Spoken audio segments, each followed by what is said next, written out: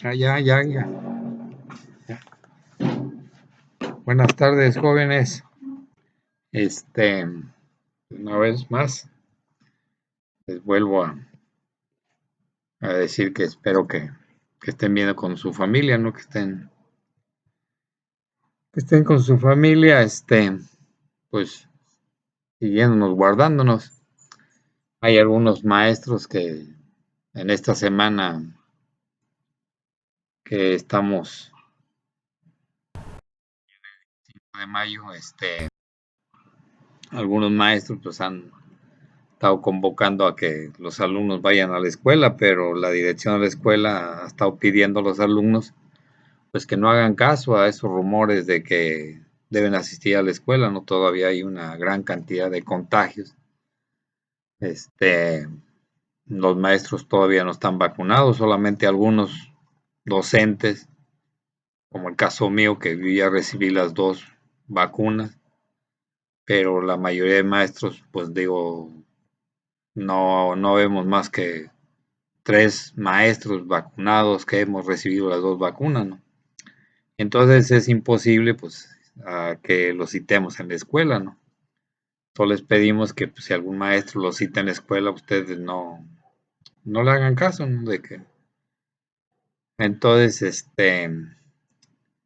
estamos viendo el último bloque y estaríamos viendo, vamos a empezar a ver, a pesar de que, pues, se viene el Día de las Madres, se viene el Día del Maestro, se viene el Día del Estudiante, pero, pues, el exámenes empiezan hasta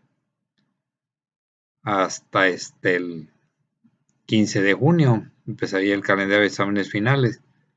Entonces yo este bloque pues lo estaría calificando como por como el 10 de junio estaría calificando y dar un promedio de una vez, sumar las 3 calificaciones y darles una calificación, jóvenes. Entonces estaríamos viendo hoy la evidencia 3. En la última clase pues vimos lo que fue la Revolución Mexicana y hoy estaríamos viendo la evidencia 3, que tiene como título Del caudillismo a la institución gobierno de Venustiano Carranza. Miren, jóvenes, al finalizar la Revolución Mexicana, la población mexicana pues necesitaba un líder, ¿sí? Un líder que aglutinara pues a todos los, que aglutinara a una serie de personas a su alrededor y que les consiguiera beneficios, ¿no? Es decir, que les ayudara a conseguir algunos beneficios para la sociedad, que fuera un líder que aglutinara, que le hicieran caso, ¿no? Si ese líder decía algo, una idea, pues pues todos lo van a obedecer, ¿no?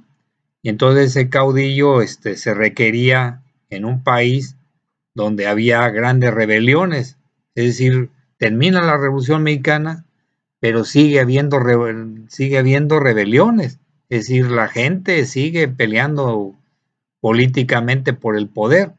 En esos años, para resolver el problema, no es como hoy, que vamos a resolver el problema a través de un voto, que vamos a ir a votar para elegir un candidato que nos gobierne. En aquellos años, pues todo se arreglaba a punta de pistola, balas y pistolas. Entonces, la sociedad pues necesita un gobernante que venga a resolver los problemas de la sociedad, un gobernante que sea un líder, un gobernante que pueda aglutinar a muchísima gente alrededor de él y él encabezar una lucha a favor de esa gente que lo sigue. Y entonces este personaje que va a encabezar a toda una gran sociedad, pues recibe el nombre de caudillo. Entonces nosotros vamos a encontrar que el primer caudillo que vamos a tener en México, pues es Venustiano Carranza, ¿sí? ¿Se acuerdan ustedes de que había una lucha en 1914 en la Convención de Aguascalientes? Pues ponen como presidente a Eulalio Gutiérrez, pero Venustiano Carranza no acepta pues que no lo elijan como presidente de México, y entonces él pues va y pone su gobierno en la ciudad de Veracruz, allá la ponen en lo que es el estado de Veracruz, y a partir de ahí pues él comienza a ir gobernando, ¿no? ¿Sí? Comienza a irle fortaleciendo, pero pues gracias a los Estados Unidos, ¿no? Que le da recursos y todo.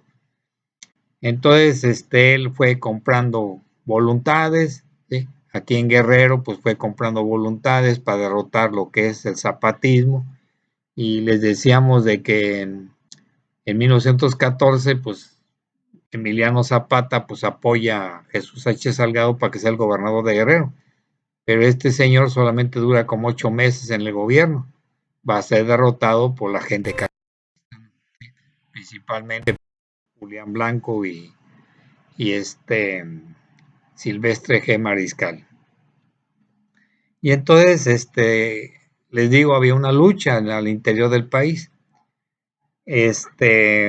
Ya ustedes vimos de que Carranza, pues, siendo, pues, el principal líder revolucionario, pues convocó a un congreso constituyente con la idea de, pues, de elaborar una constitución que viniera a regir la situación política y económica de México.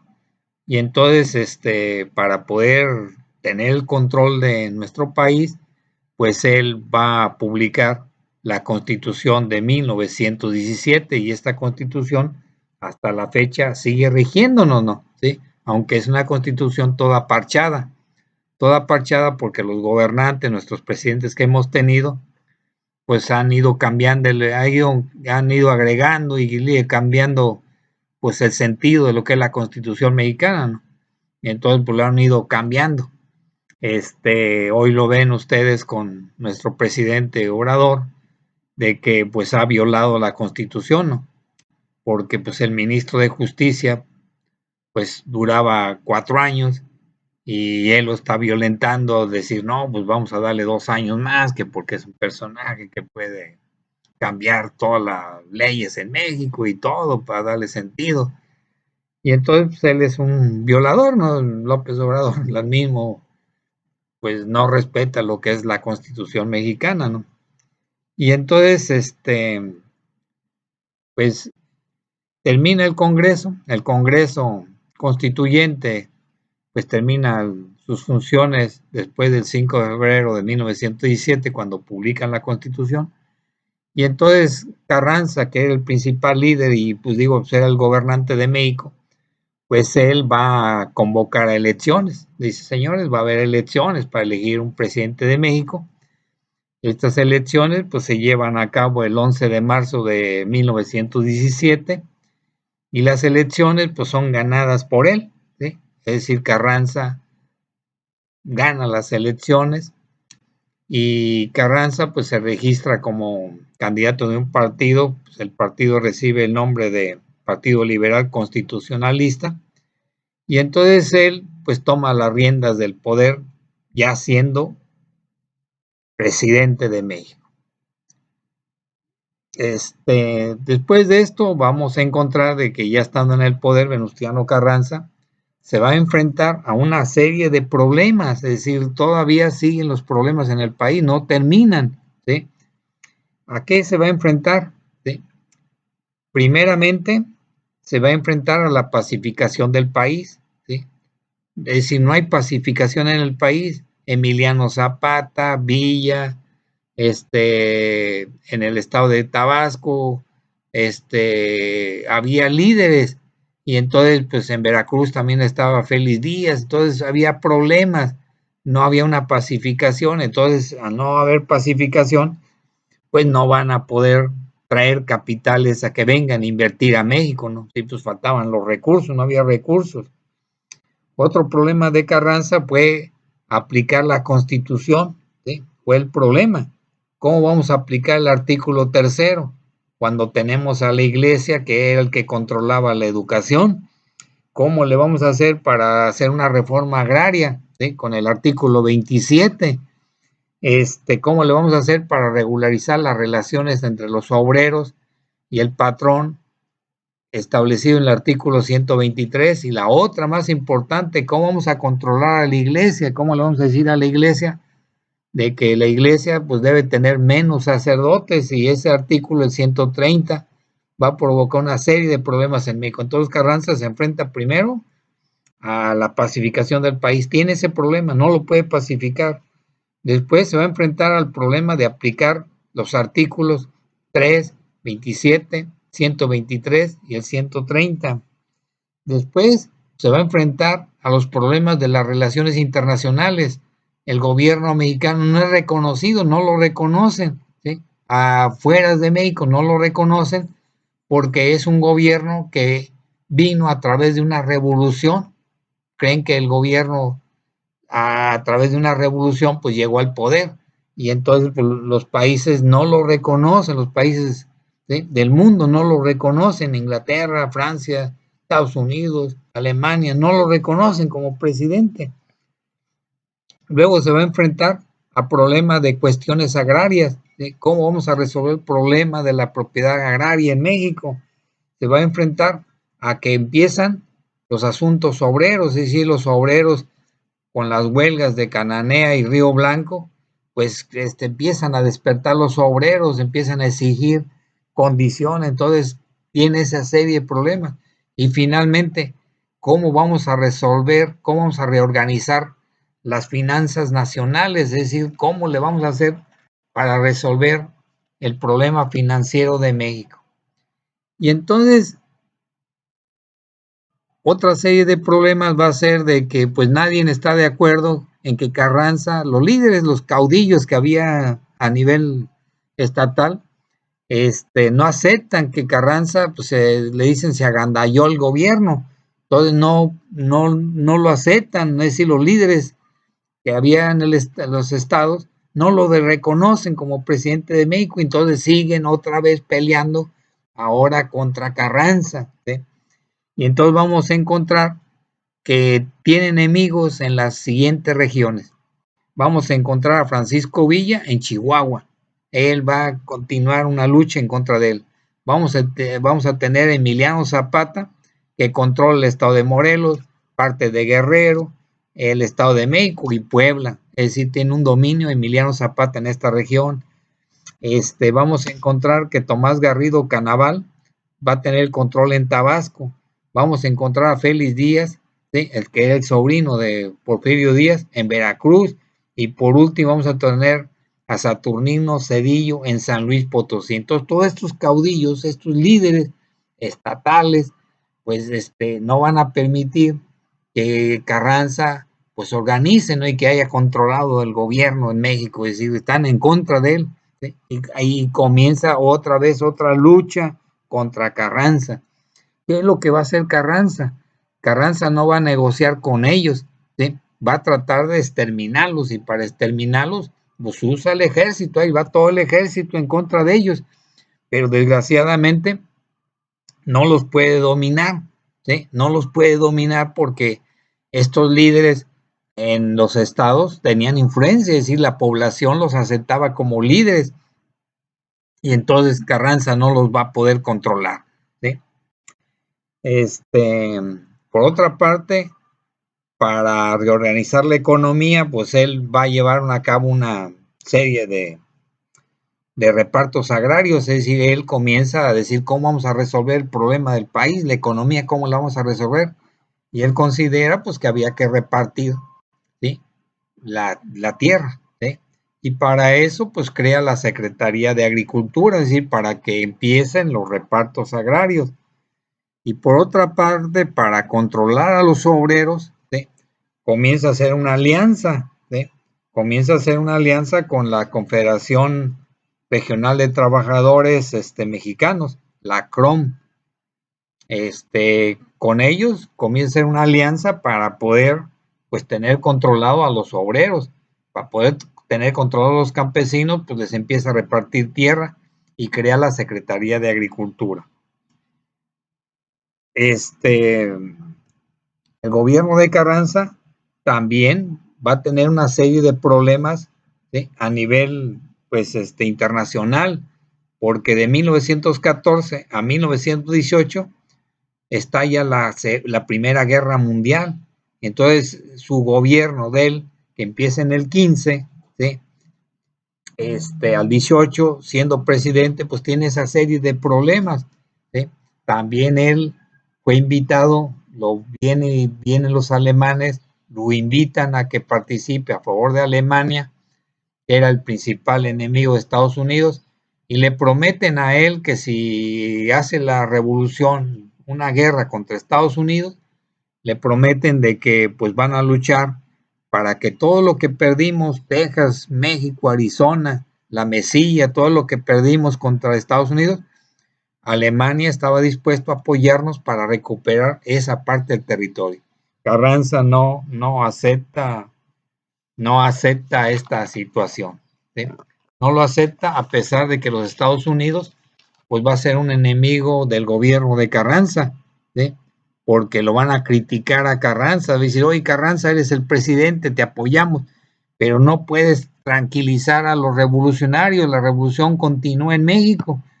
Y entonces ante esa situación, pues los Estados Unidos están molestos, porque pues eran los principales inversionistas, estaban perdiendo dinero en México, ¿sí?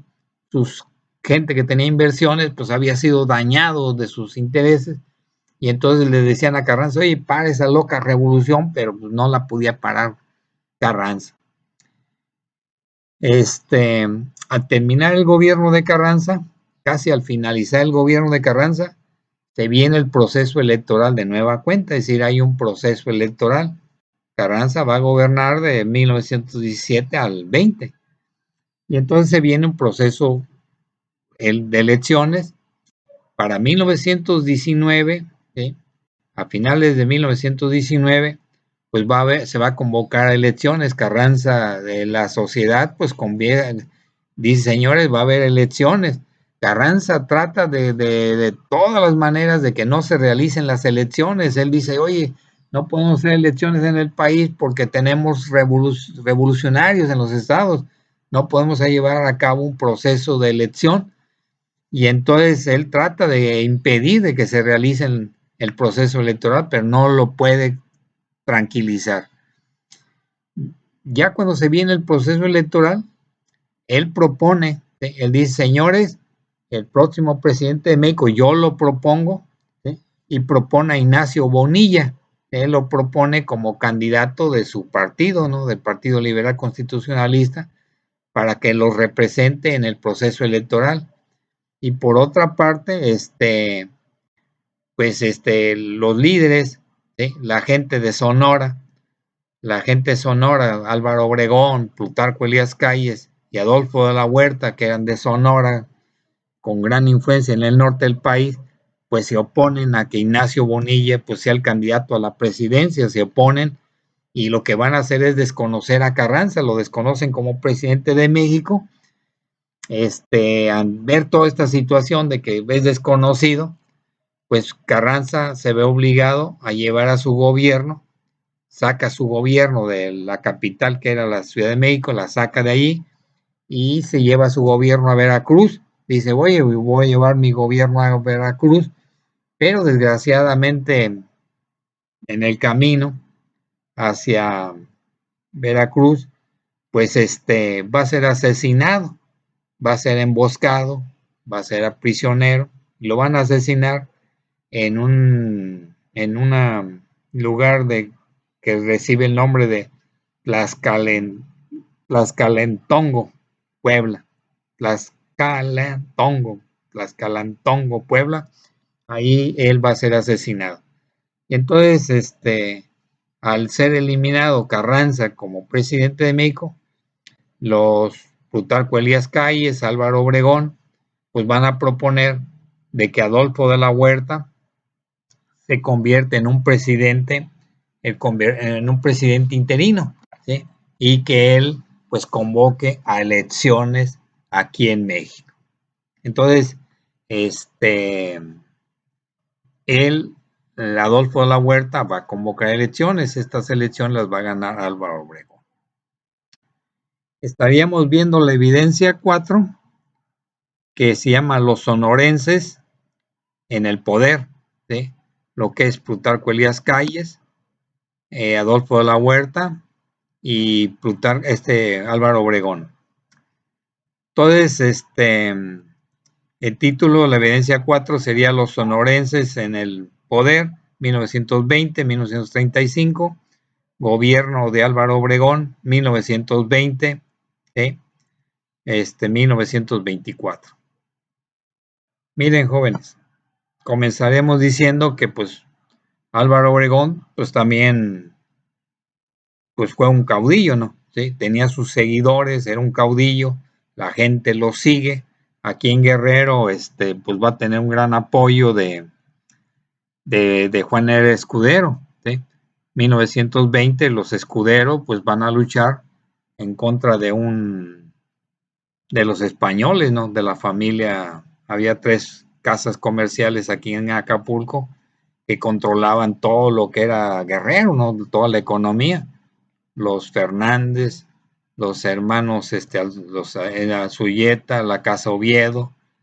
Y entonces ellos, esta casa no permitía pues que llegara al poder pues la gente como R. Escudero, que se oponía a que los españoles siguieran dominando los intereses de aquí de Guerrero. Y entonces Juan Escudero va a crear el Partido Obrero de Acapulco, el PUA. Él lo va a criar y comienza a luchar contra los españoles.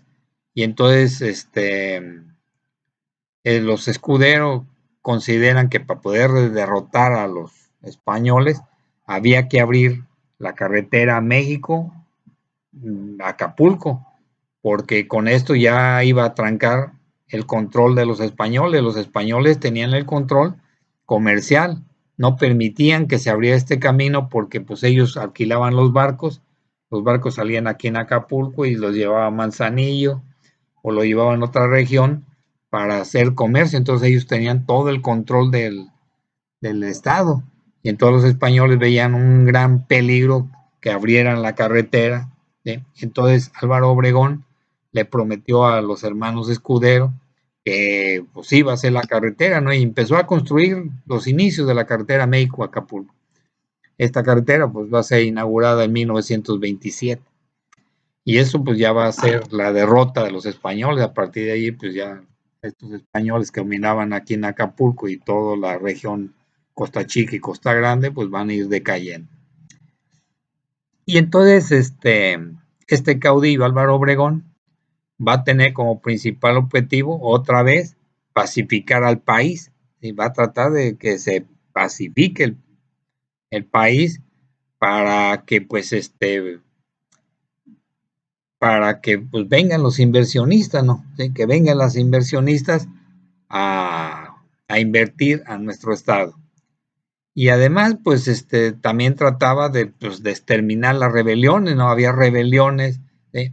En el tiempo de Obregón, pues se va a dar una gran rebelión de su mismo compañero, ¿no? De Adolfo de la Huerta. Y entonces este caudillo, Álvaro Obregón, pues va a concentrar el poder, ¿sí? Lo va a centralizar y concentrar el poder en manos de él. Pero les digo, pues es un líder, la gente lo quería, un seguidor, y este caudillo pues va a tratar de resolver los problemas de una sociedad mexicana. Obregón pues tenía pequeñas empresas y al tener pequeñas empresas era inversionista, pues él va a tratar de que pues se beneficien los particulares, ¿sí? Entonces él va a tratar de que esos particulares pues crezcan su economía, empiezan a invertir en México y para llegar para poder resolver esto, él pues va a plantear los siguientes puntos.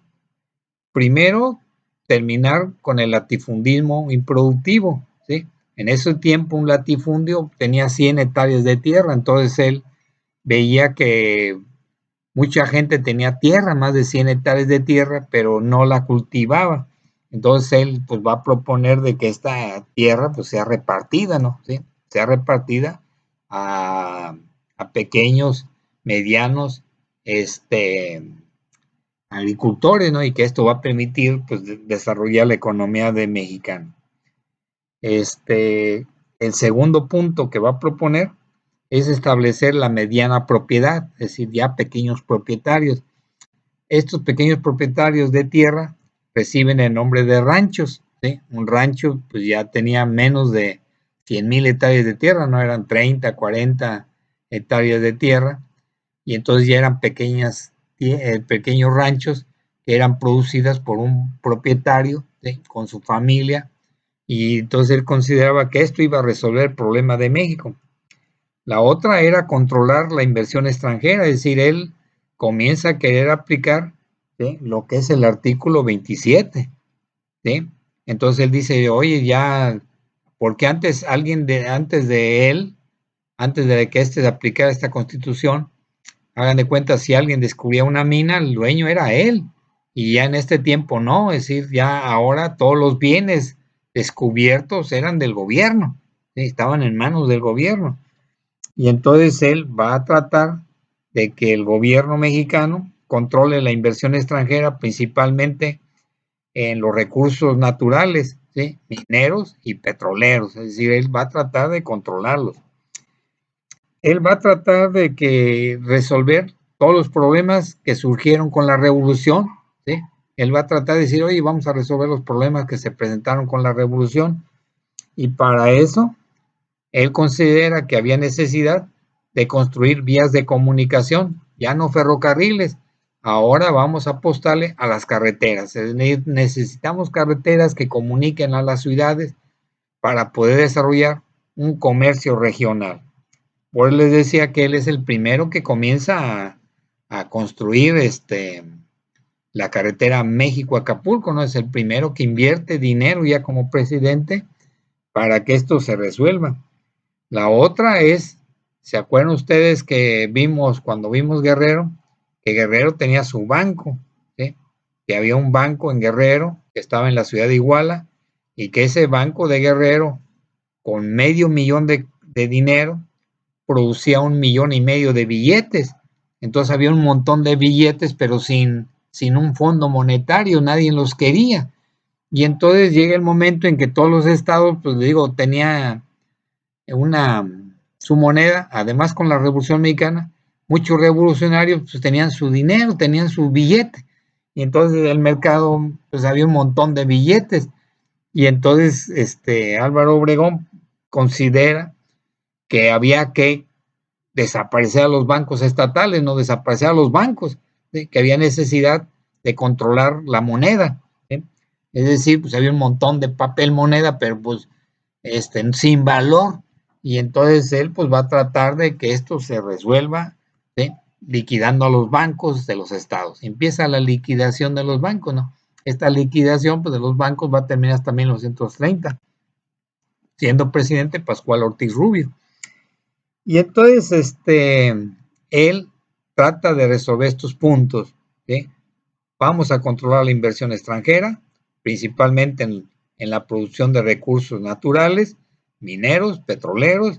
Vamos a repartir la propiedad, vamos a crear la mediana propiedad, vamos a construir vías de comunicación y vamos a reducir a los bancos y el papel moneda, es decir, lo vamos a liquidar los bancos y empieza la liquidación de los bancos.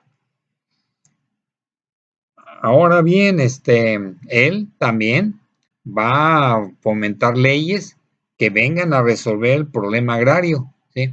Y entonces él va a ser el primero que plantea lo que van a hacer los ejidos, ¿sí? Que los ejidos sean controlados por una serie de campesinos, ¿sí? Un ejido son dueños varios campesinos, ¿sí? Hagan de cuenta yo vivo aquí en la Quebradora, en la colonia La Garita, y La Garita pues era un ejido. Los ejidatarios eran los dueños de todo este terreno, y ya después pues ellos lo vendieron y fueron sacando sus recursos, ¿no? Todos los ejidatarios eran los dueños, ¿no? ¿Sí? Hoy todavía lo que es allá Punta Diamante, pues hay muchos ejidos, ¿no? Hay muchos terrenos allí que pues son ejidatarios, los dueños, y ellos se encargan de vendérselo a los hoteles para desarrollar pues sus hoteles, ¿no? Entonces él plantea para resolver el problema agrario la creación de ejidos. Luego se va a enfrentar a una serie de problemas también. Francia, Inglaterra y Estados Unidos empiezan a reclamar, ¿sí?, los daños que habían sufrido durante la revolución sus ciudadanos. Es decir, dicen, señores, nosotros nos deben esto, nuestros ciudadanos sufrieron daños, ¿y quién los va a pagar? Y entonces estos países comienzan a plantear que si no les pagan, pues ellos van a expropiar y a adueñarse pues tratando de adueñarse con propiedades. Y entonces, pues, Álvaro Obregón, pues, no lo reconocen igual, a nivel internacional no es reconocido, y entonces él va a tratar de que lo reconozcan a nivel internacional como presidente de México. Y para eso, pues va a firmar tratados, es decir, va a firmar convenios para que lo reconozcan, ¿sí?, como presidente de México. Y para eso va a firmar un tratado que recibe el nombre de Convenio de la Huerta Lamón, ¿sí? Adolfo de la Huerta es comisionado para que vaya y regle con los Estados Unidos un convenio, ¿no? ¿Sí? Para resolver los problemas de la deuda, de los daños que le habían ocasionado a los norteamericanos, a los franceses y a los ingleses. Y por último también firmó tratados de Bucareli, ¿no? Entonces, estos tratados llevan como objetivo de que pues sean reconocidos, que sea reconocido el presidente de México a nivel internacional. Y para eso, pues estos tratados pues van a tratar de reconocer lo siguiente. Primero, reconocer la deuda externa.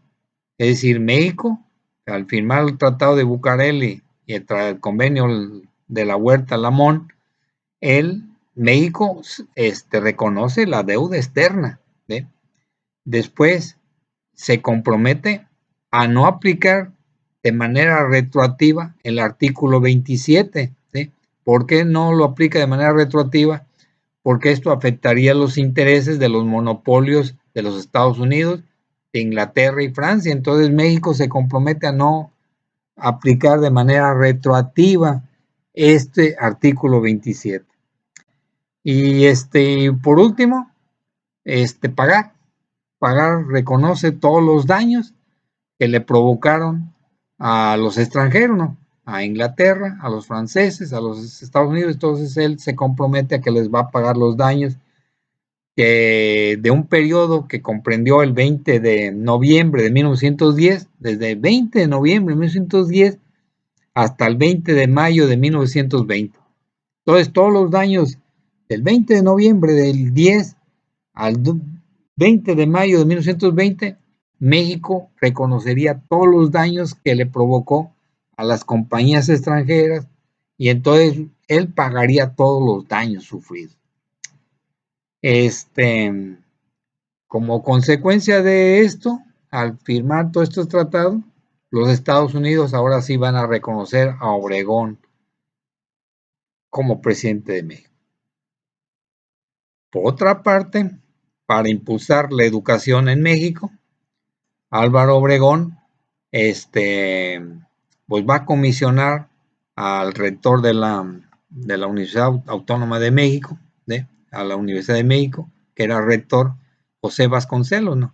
Entonces José Vasconcelos, como rector de lo que es la UNAM hoy, lo va a comisionar, le va a decir, oye, fíjate que tenemos problemas para organizar toda la educación, vamos a unificar la educación en todo el país y vamos a controlar a los profesores, vamos a desarrollar el proceso educativo, vamos a decir esto es lo que se debe enseñar, ¿sí?, a nivel nacional, ¿no? Que cada estado tenía sus planes de estudio y que pues ellos se gobernaban solos. No, ahora no, ahora la federación va a ser la encargada de pagar los salarios de los docentes, va a empezar a querer controlar la educación en nuestro país.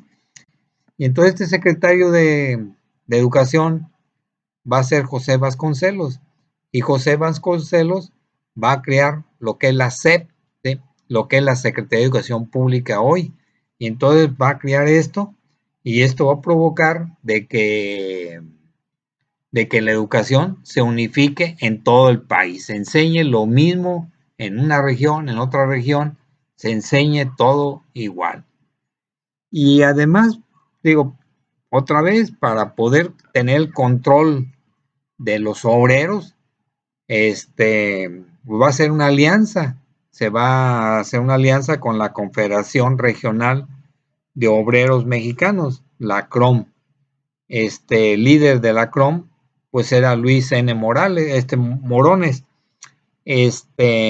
Con Morones hace una alianza, y a partir de aquí los obreros van a ser controlados, ¿sí? Y va a surgir lo que es el corporativismo.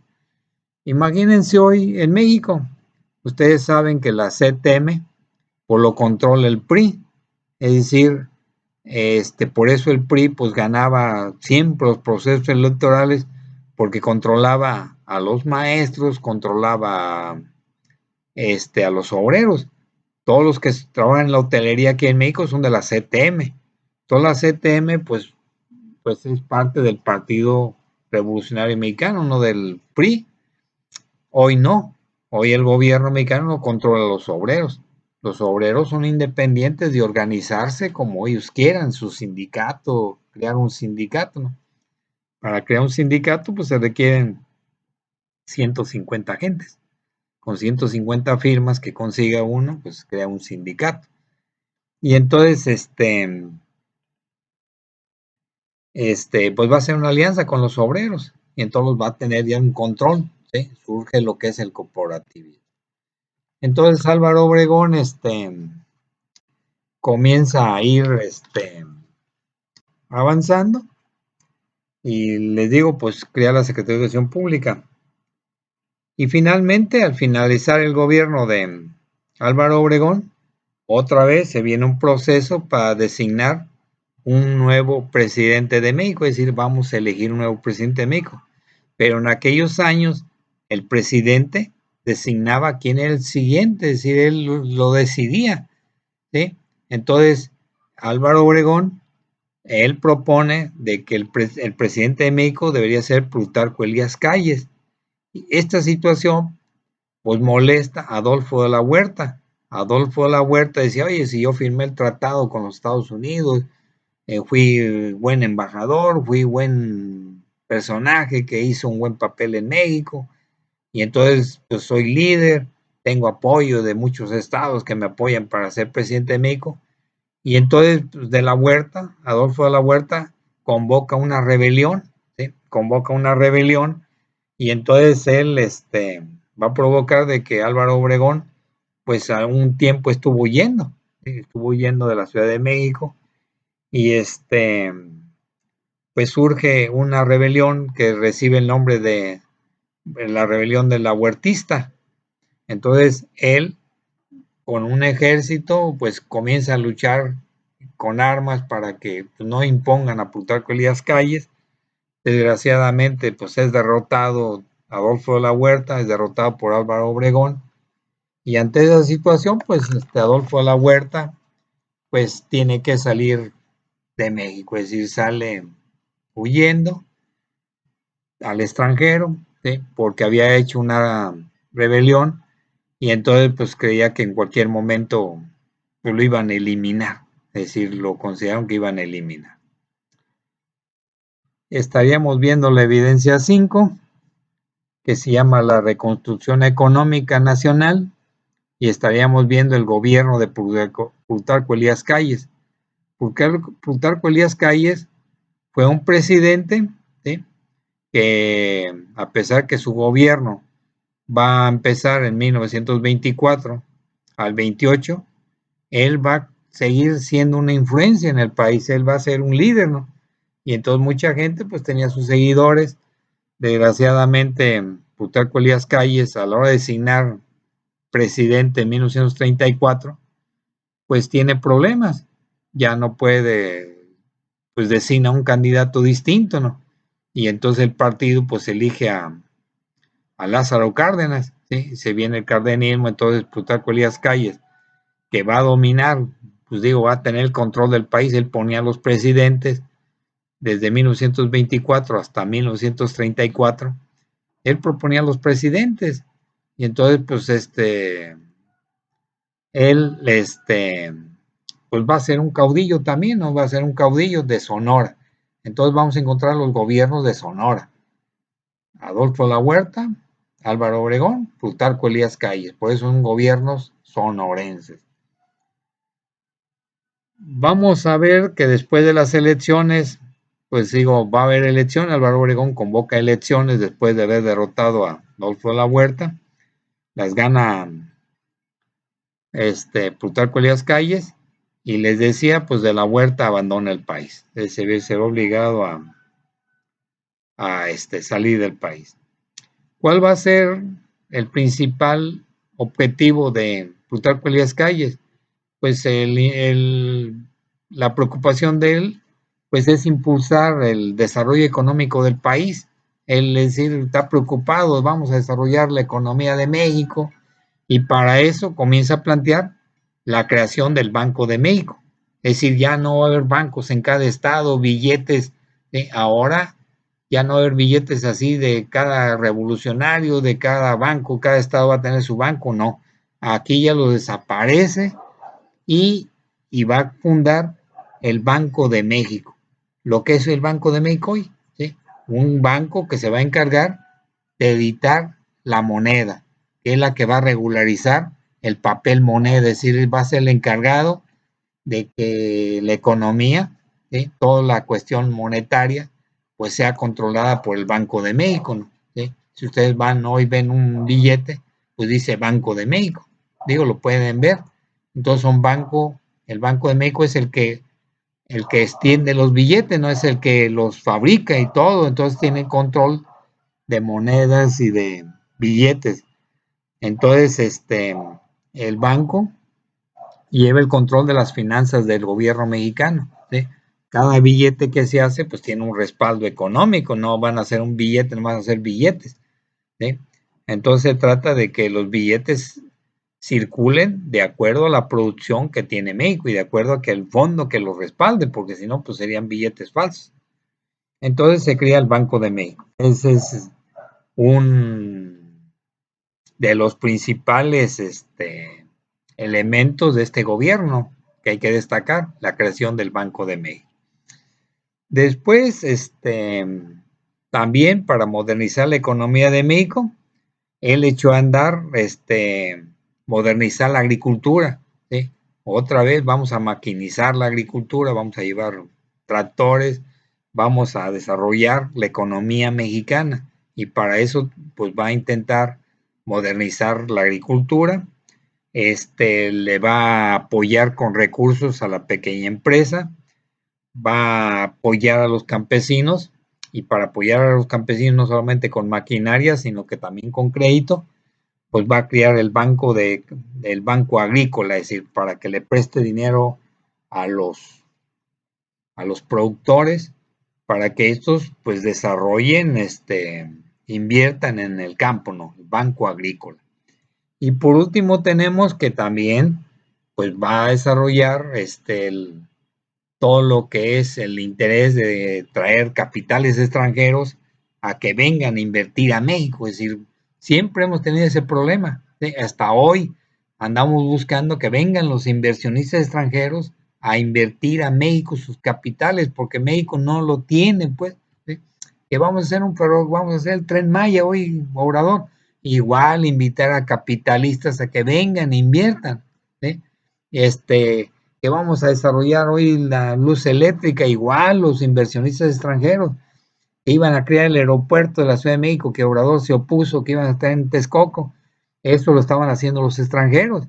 Y entonces como el gobierno dice, no, ahora no va a ser allá, ahora va a ser acá en Santa Lucía, donde están los militares, los extranjeros se ampararon y les tuvieron que pagar un montón de dinero, nos salió más caro que lo que tenía invertido ahí el aeropuerto que iba a ser en Texcoco, a modernizar esta situación. Y entonces, pues esta es la situación, siempre andamos buscando que los extranjeros vengan e inviertan dinero, no tenemos, pues en México no tenemos los recursos suficientes para poder desarrollar nuestra economía, tenemos que traer capitales extranjeros. Él va a cumplir lo que es el artículo 27, no sé, lo que es la propiedad agraria. Para eso va a empezar a repartir tierra a los campesinos y además, les decía, va a ofrecer crédito a través del Banco Agrícola. También, pues va ya con el reconocimiento de Álvaro Obregón, ahora sí ya estamos a tener relaciones comerciales, diplomáticas con los países y empieza a tener ya un contacto con varios países para que pues se nos abran las puertas del extranjero. Y luego, para desarrollar todo lo que son las comunicaciones, pues él va a fundar la Comisión Nacional de Caminos, ¿sí? O que el SCOP, que en aquel tiempo era el SCOP. Entonces, esta Secretaría de Caminos, Nacional de Caminos, pues digo, si nosotros vemos aquí en Guerrero, en noviembre de 1927, pues él va a inaugurar la carretera, ¿no? Él va, aquí en Santiago había una roca grandísima que no permitía el paso de los coches estaban ahí detenidos, y entonces él desde la Ciudad de México detona la dinamita que destruye esta roca, y entonces ya los automóviles a finales de noviembre de 1927 pues entran aquí a Acapulco. Entonces él es el que va a fundar, el creador de la carretera México-Acapulco, no que hoy es abandonada, hoy nos vamos por la autopista, que es otra carretera. La otra carretera pues pasa por Iguala, pasa por Tasco, ¿sí? Para llegar a la Ciudad de México. Entonces, él va a crear la Comisión Nacional de Caminos y pues digo, con esto empieza la construcción de carreteras en todo el país. En aquel, en el gobierno de Plutarco Elías Calles, va a haber un fenómeno político que nos va a provocar otro movimiento revolucionario aquí al interior del país, ¿no? Y ese movimiento pues va a ser encabezado por la iglesia. La iglesia en 1926 pues va a tratar de que no se le quite su influencia, que no se le aplique lo que es el artículo 130. Y entonces la iglesia va a querer seguir interviniendo en asuntos económicos, educativos, laborales. Entonces la iglesia quiere intervenir en las cuestiones políticas en México. Y en todos los gobiernos, el gobierno de México, pues dice, oye, tranquilitos, iglesia, tú no puedes intervenir en esto. Y entonces, se va a dar un fenómeno, ¿sí? Se va a venir lo que es la rebelión cristera. ¿Cómo surge? Pues surge cuando los gobiernos que son enemigos de la iglesia, como Colima, Tabasco, Jalisco, van a impedir que los sacerdotes pues, se metan en asuntos civiles, asuntos políticos, asuntos educativos, ¿sí? Lo van a impedir, y todo esto va a provocar de que la iglesia pues llame al pueblo, ¿no? De que Plutarco Elías Calles estaba en contra de la iglesia y que pues tenía al diablo en su cuerpo, y que el diablo era el que mandaba a Plutarco Elías Calles, y que pues él era un satanás y que pues, estaba en contra de la iglesia, que lo quería destruir. Y entonces pues Plutarco Elías Calles no se ve más obligado al ver toda la agitación que está haciendo la iglesia, pues se ve obligado a decir, señores, pues vamos a aplicar lo que es el artículo 130 y vamos a pedir que la iglesia reduzca el número de sacerdotes. Va a exigir que la iglesia solamente se dedique a las cosas espirituales del país, es decir, que no ande en otros asuntos políticos, sociales, laborales, que anden en problemas, ¿no? Entonces, para controlar la iglesia vamos a reducir el número de sacerdotes, vamos a de que la iglesia solamente intervenga en asuntos espirituales del país, ¿sí? Antes de eso, pues digo, yo les comento de que mi padre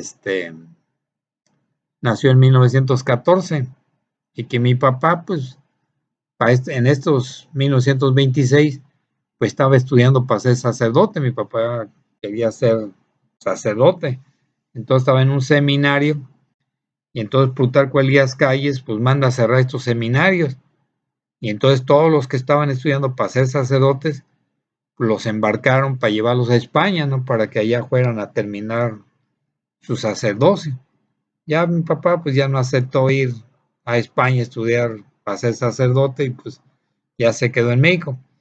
Pero hagan de cuenta aquí en Guerrero, ¿sí? 1927, la iglesia se hicieron caballerizas, es decir, la iglesia, metían a los caballos, ¿sí? Metían a los caballos, ahí los metían a los caballos. Si ustedes van a Morelia, van a encontrar de que hagan de cuenta la prepa 1, la prepa 2, la prepa 3, la prepa 4, la prepa 5 en Morelia, son iglesias, ¿sí? Es decir, yo estudié en la prepa 2, que está detrás de una iglesia que se llama San José en Morelia. Y entonces mi maestro, éramos 200 alumnos, ¿no? Como hoy que son 50. En aquel año éramos 200 en un salón. Y entonces el maestro daba clases arriba de un púlpito, ¿sí? Hagan de cuenta 3, 4 metros arriba de nosotros estábamos abajo. Y hagan de cuenta que estaban dando la misa, o sea, del maestro, ¿no? Y entonces, las iglesias fueron convertidas en escuelas. Hay una iglesia que se llama San Agustín, ¿sí? Que es muy famosa porque pues, ahí van los estudiantes a comer enchiladas, a pozole. Allá no es blanco ni verde, allá es el pozole rojo. Entonces en la noche, pues los estudiantes saliendo de la escuela, pues van a cenar ahí a San Agustín. Entonces San Agustín, tenía un convento, ¿sí? Y ahora es casa del estudiante, ahí viven los estudiantes, ¿sí? Los estudiantes le hicieron casa del estudiante, ¿sí? Porque en Morelia hay casas del estudiante, los muchachos que no viven en Morelia, ahí pueden llegar, ahí les dan de comer, les dan alimentación, y ahí viven. Y entonces, les digo, todo lo que es la iglesia se les quitó los bienes, hicieron escuelas, hicieron casa del estudiante. Aquí en Guerrero también se hicieron escuelas. Y los soldados, pues también agarraron las iglesias, pues ahí metían a los caballos y todo, eran cuarteles, ¿no? Y entonces, pues empieza a perder influencia la iglesia. Pero la iglesia no se va a cruzar de brazos, ¿sí? Y el día 31 de julio de 1926 va a llamar al pueblo, la iglesia va a organizar al pueblo de que deben luchar en contra del gobierno de Plutarco Elías Calles. Había que sacar a Plutarco Elías de la calle, de la presidencia, porque consideraban que él representaba los intereses de Satanás.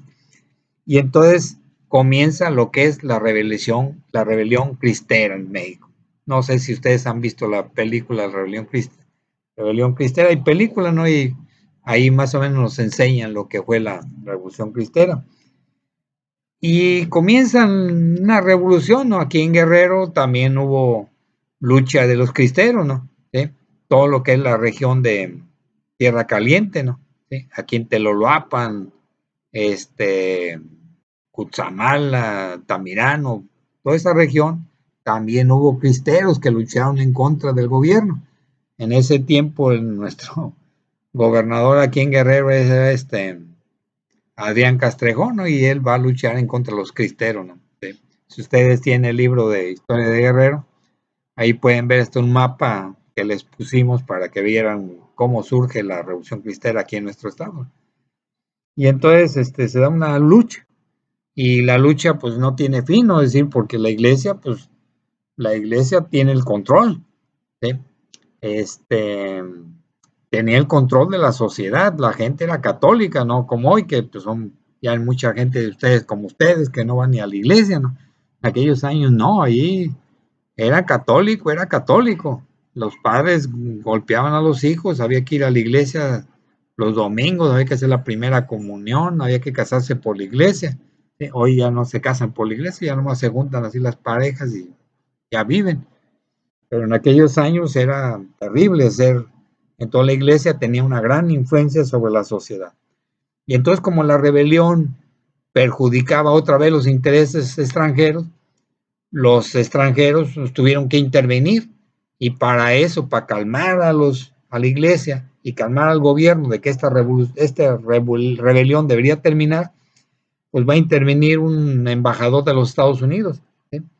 El embajador de Estados Unidos, Winnet Monroe, es decir, Winnet Monroe, convence a los sacerdotes, hacen un convenio de que esto se tranquilice para que pues lleguemos a un buen fin y que esta rebelión cristera ya no avance y se termine. ¿Cuáles fueron los resultados de esta revolución? Primero vamos a encontrar que hubo 90,000 muertos, es decir, los muertos. ¿Qué es lo que va a provocar? Pues de que la agricultura pues decaiga, ¿no? Es decir, porque los principales seguidores de la revolución cristera pues fueron los campesinos.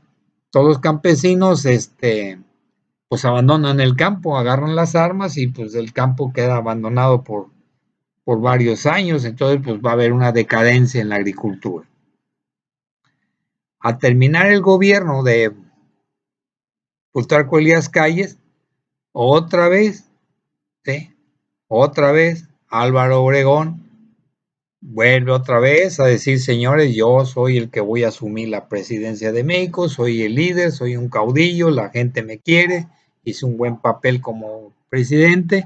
Plutarco Elías Calles está de acuerdo en que él sea el presidente y para eso pues va a tratar de modificar algunas cuestiones de la Constitución para que ya no, para que la reelección lo permitan. Otra vez luchamos contra Porfirio Díaz para que no hubiera reelección. Ahora sí, volvemos otra vez a decir, señores, va a haber reelección, entonces él se va a reelegir de nuevo. Además, él va a proponer de que el presidente de México ya no dure 4 años, porque los presidentes duraban 4. Él dice, no, señores, ahora vamos a proponer que sean 6 años. Y entonces, él piensa retomar el poder, pero al querer tomar el poder, también va a haber gentes generales, va a haber generales revolucionarios que dicen, no, estamos de acuerdo en que Álvaro Obregón siga gobernando, y entonces se van a oponer a que Álvaro Obregón sea el candidato a la presidencia. Y estos señores generales que se oponen a que él sea el candidato, pues se llama Francisco R. Serrano y Arnulfo R. Gómez. Y estos generales, pues, al pueblo a rebeliones, y hay rebeliones en contra de él. Pero estas rebeliones no triunfan, son derrotados porque, pues, el gobierno tenía en sus manos al ejército, y estas rebeliones son derrotadas, y estos dos generales, el señor Serrano y Arnulfo Gómez, pues van a ser fusilados.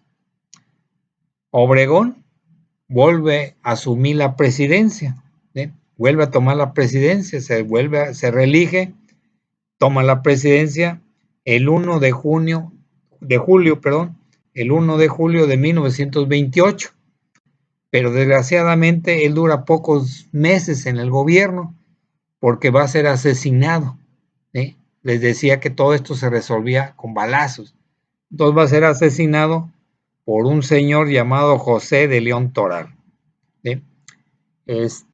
Son resúmenes muy extensos, pues yo aquí sí, si ustedes gustan hacer media cuartilla o una cuartilla completa, porque digo, son temas muy extensos. Los dejamos y todos estos trabajos, pues digo, pues se los vamos a pedir como el 10 de junio para que pues evaluemos sus 3 calificaciones y demos una calificación final. Jóvenes, les pedimos que para hacer estos trabajos, pues tienen el libro que se les mandó, ¿sí? Se les mandó un libro. Entonces ahí pues se requiere darle una revisada, una leída, para que ustedes pues les permita tener una visión de este tema. Muchas gracias y tengan buenas tardes, jóvenes.